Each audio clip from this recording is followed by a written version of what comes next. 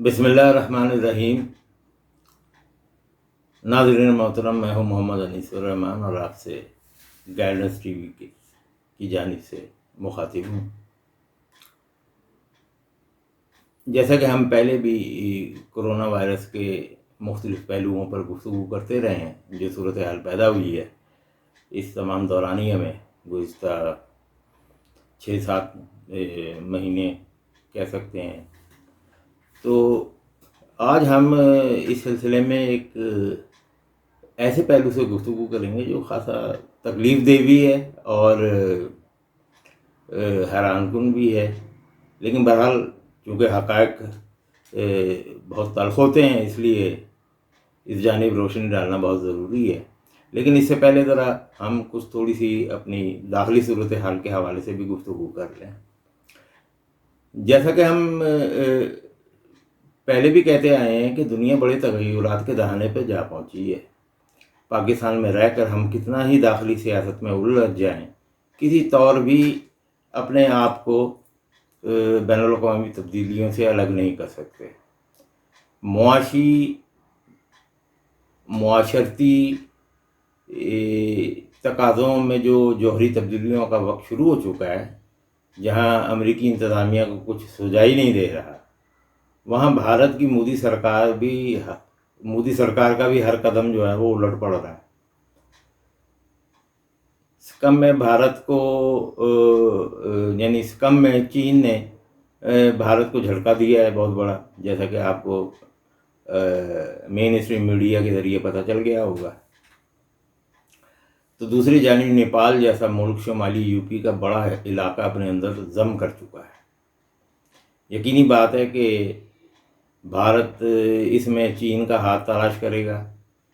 سکم اور نیپال کے ساتھ بھارت کی 7 ریاستیں جن میں علیحدگی کی تحریکیں برسوں سے چل رہی ہیں، وہ اپنی جگہ زور پکڑتی نظر آ رہی ہیں۔ ایسا محسوس ہوتا ہے کہ مودی اور اس کے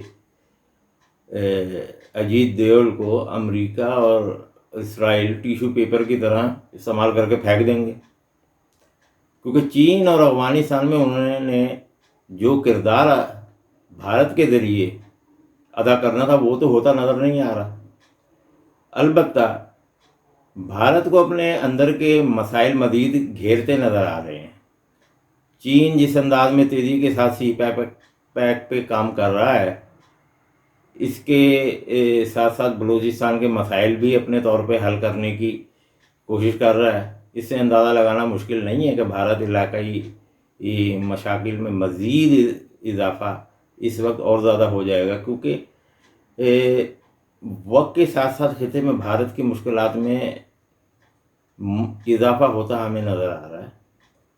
یہ تمام معاملات اپنی جگہ ہیں، لیکن عالمی سطح پر جو تبدیلیاں ہونے جا رہی ہیں وہ حیران کن کے ساتھ ساتھ تکلیف دہ بھی ہیں۔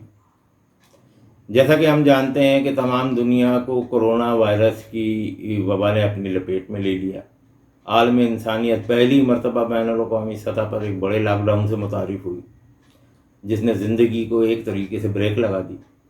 کرونا وائرس اور اس عالمی پھیلاؤ کے پیچھے کیا مقاصد تھے، اس پر ہم بہت سے پہلوؤں پر پہلے ہی تفصیلات سے روشنی ڈال چکے ہیں، جس میں دنیاوی اور مذہبی دونوں پہلو شامل ہیں۔ لیکن آج میں یہاں اس صورتحال پہ کچھ عرض کرنا چاہوں گا جو اس وبا کے بطن سے جنم لے چکی ہے اور معاشی، مالیاتی، جغرافیائی اور معاشرتی تغیرات کی شکل میں سامنے آنے والی ہے۔ اس تمام تناظر میں جہاں جغرافیائی سطح پہ عالمی طاقت کے محور اپنی جگہ سے ہل چکے ہیں، وہاں سب سے خطرناک صورتحال واپسی کے نام پر وہ ایک عالمی بڑی ہجرت ہوگی جس میں گزشتہ 70-80 برسوں کے دوران ایک خطے سے نکل کر دوسرے خطے میں آباد ہونے والے افراد جو ہیں وہ اس کی زد میں آئیں گے اور اپنے آبائی خطوں کی جانب ان کی واپسی شروع ہو جائے گی۔ اس کی بڑی وجہ یہ ہے کہ حالیہ صورتحال میں مالیاتی نظام کی تباہی کے بعد پیدا شدہ حالات ہیں، جن کا سب سے بڑا نشانہ ترقی یافتہ ممالک بنے ہیں، جن میں امریکہ، کینیڈا، یورپ شامل ہیں۔ ان خطوں میں بسنے والے لاکھوں افراد بے روزگار ہو چکے ہیں۔ لاک ڈاؤن نے یہاں کی airline industry, hotel industry, سیاحت کی انڈسٹری، بڑی بڑی صنعتوں کو تباہ کر دیا ہے۔ کام کرنے کی وہ جگہیں جو کسی زمانے میں پرہجوم ہوا کرتی تھیں، ویران ہو چکی ہیں۔ مغرب خصوصاً امریکہ کا وہ بینکنگ سسٹم جو عالمی مہم جوئیوں کے دوران ادائیگیوں کے نظام کو متوازن رکھنے کے لیے ذخیرہ شدہ سونے کے مقابلے میں کئی گنا زیادہ نوٹ چھاپ کر اپنا مالیاتی بھرم رکھتا تھا، تشت اذبام ہو چکا ہے۔ اس تمام صورتحال کا مقابلہ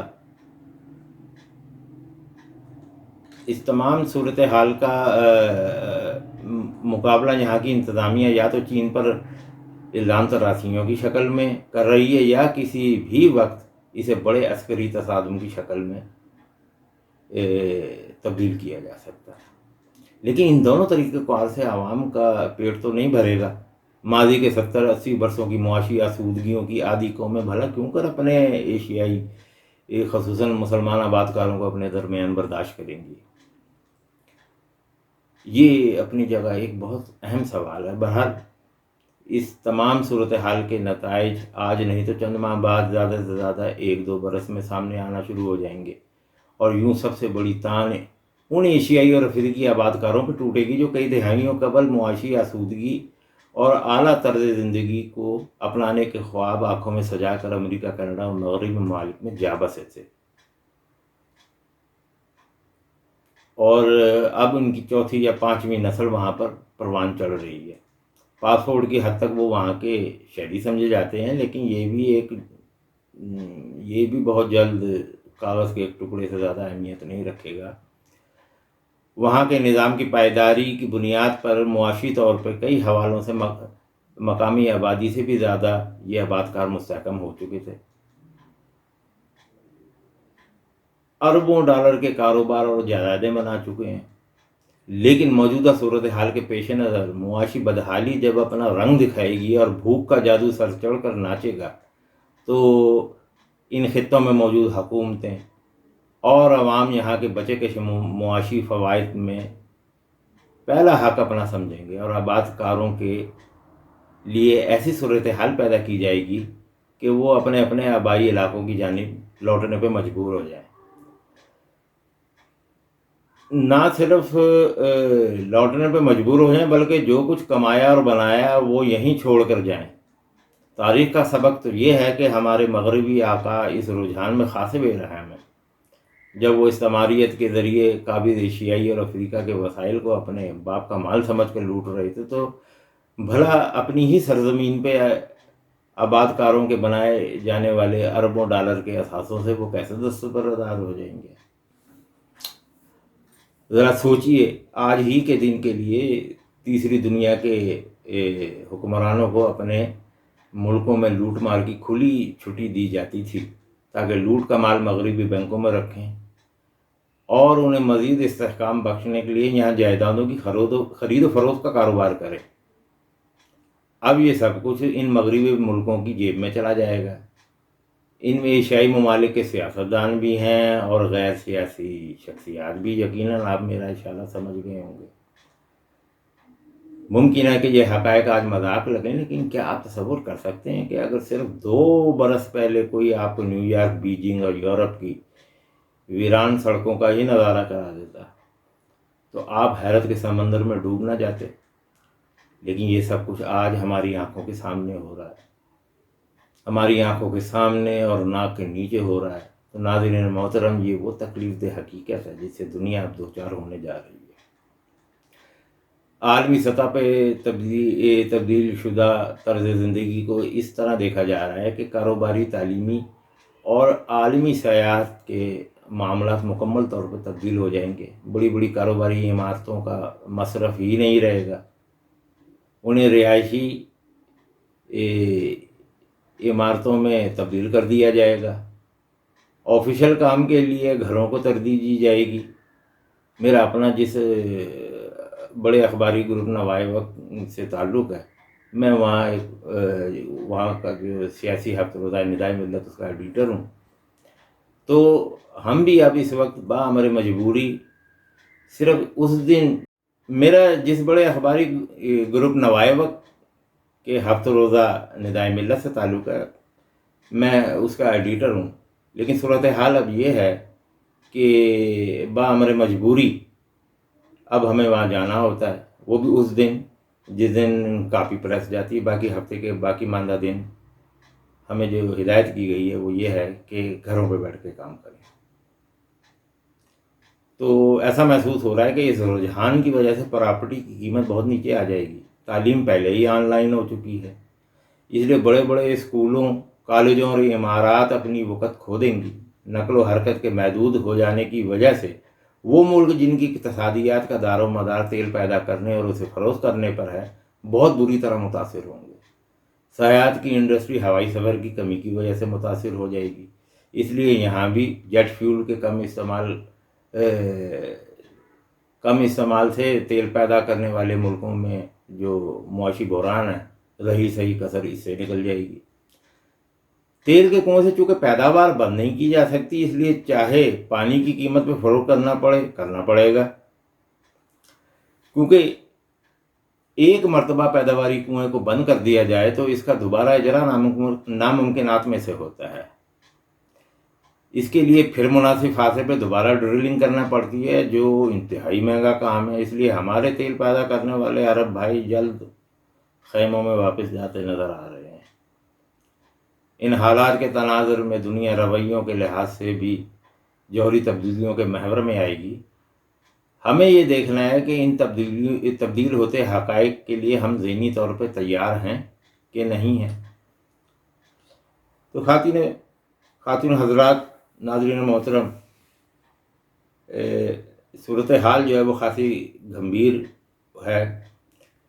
یہ حقائق بیان کرتے ہوئے تکلیف ہوتی ہے، لیکن حقائق بہت تلخ ہوتے ہیں، اس سے ہم چشم پوشی نہیں کر سکتے۔ تو یہ جو میں نے آپ کو ابھی مغرب میں بسنے والے مسلمانوں، ایشیائی افریقی لوگوں کے حال اور احوال بیان کیا ہے، جو آنے والے وقت میں کسی وقت بھی سر اٹھا سکتے ہیں۔ آپ ذرا سوچیں کہ امریکہ جیسے ملک میں لوگ جو ہیں وہ ہتھیار جمع کر رہے ہیں، عام عوام۔ امریکہ میں پہلے ہی ہتھیاروں کے لیے کسی لائسنس کی ضرورت نہیں ہوتی ہے۔ یورپ کے بھی یہی صورتحال سننے میں آ رہی ہے، تو یہ خاصا تشویشناک پہلو ہے۔ بہتر یہی ہوگا کہ یہاں ان خطوں میں جو لوگ بستے ہیں، ایشیا اور افریقہ سے جا کر، ہمارے اپنے بے شمار پاکستانیوں کی بے شمار یعنی کہ بہت بڑی تعداد ہے جو امریکہ، کینیڈا، یورپ میں آباد ہے۔ تو بہتر یہی ہے کہ مناسب وقت پہ یہ کوئی ایسا فیصلہ کر لیں کہ آنے والے وقت کی اس تلخی سے بچ سکے۔ اور ابھی تو شاید کچھ وقت ہوگا کہ یہ اپنے اثاثے لے کے اپنے اپنے آبائی علاقوں میں آ جائیں، اپنے ملکوں کی طرف لوٹ جائیں، لیکن آنے والے وقت میں شاید یہ بھی ممکن نہ ہو، سب کچھ وہیں چھوڑ کر آنا پڑے گا۔ تو ناظرین محترم، یہ ایک پہلو تھا جو میں نے اس وقت آپ سے بیان کیا ہے۔ انشاءاللہ اس سلسلے میں جو کچھ بھی مزید معلومات مجھ تک پہنچے گی، میں انشاءاللہ آپ کی خدمت میں پیش کر دوں گا۔ اس لیے اگلی ویڈیو تک اجازت چاہوں گا۔ والسلام علیکم ورحمۃ اللہ وبرکاتہ۔